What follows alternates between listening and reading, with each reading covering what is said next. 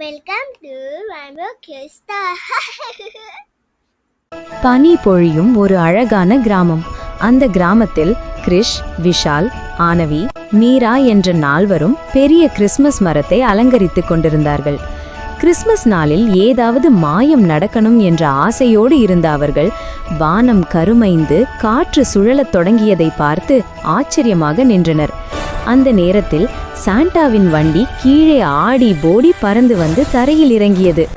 சாதாரணமாக சிரிப்புடன் வரக்கூடிய சாண்டா அந்த நாள் மட்டும் மௌனமாகவும் கவலையுடனும் இருந்தார். அவருடைய மாய ஜிங்கிள் மணி யாரோ திருடி ஓடிவிட்டதை அவர் குழந்தைகளிடம் சொன்னார்.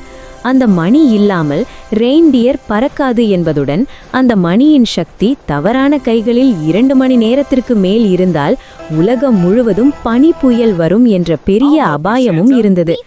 இதை கேட்ட குழந்தைகள் உடனே சாண்டாவுக்கு உதவ முடிவு செய்தனர்.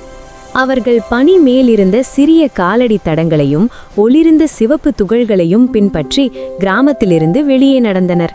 பயணம் நீண்டபோது திடீரென ஒரு பனி குகையின் வாயில் தானாகவே திறந்து கொண்டது. அது ஒரு மாயம் போல இருந்தது. அவர்கள் உள்ளே சென்றபோது அங்கே ஒரு பெரிய பனி மனிதன் சாண்டாவின் மாய மணியை கையில் பிடித்தபடி ஒளிர்ந்து கொண்டிருந்தான். அவன் இந்த சக்தியை பயன்படுத்தி முழு கிராமத்தையும் தனது பனி அரண்மனையாக்க திட்டம் போட்டிருந்தான். குழந்தைகள் பயந்தாலும் அவர்கள் விரைவாக ஒரு விஷயத்தை கவனித்தனர்.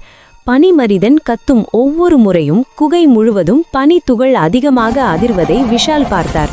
அந்த சத்தம் அவனுக்கே எதிராக வேலை செய்கிறது என்ற உண்மை குழந்தைகளுக்கு புரிந்தது. அதனால் அவர்கள் ஒரே நேரத்தில் பெரிய சத்தம் போட்டனர். குகைக்கு உள்ளே அந்த அதிர்வுகள் பெருகி பனி மனிதன் தன்னைத்தானே பனி காற்றில் சிக்கிக்கொண்டு மாறிவிட்டான். சில நொடிகளில் பெரிய பனி மனிதன் ஒரு சிறிய நன்றான பனி உயிரினமாக மாறி நின்றான். உண்மையில் அவன் தீயவன் அல்ல, மணியின் சக்தியே அவனை மாற்றி வைத்தது. பயத்தின் காரணமாக தான் மணியை எடுத்ததாகவும் அவன் மனம் பிழைத்ததாகவும் குழந்தைகளிடம் தெரிவித்தான். சாண்டாவும் இதை கேட்டு அவனை மன்னித்து மாயமணியை திருப்பி பெற்றார். மணியை ரெயின்டியர் வண்டியில் கட்டியவுடன் வண்டி மீண்டும் ஒளிரத் தொடங்கியது.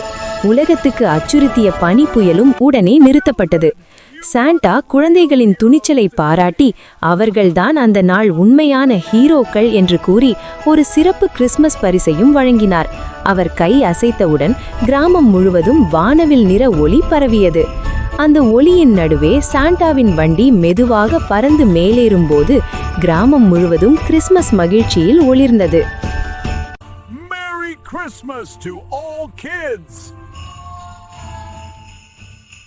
Subscribe to Rainbow Kids Star channel.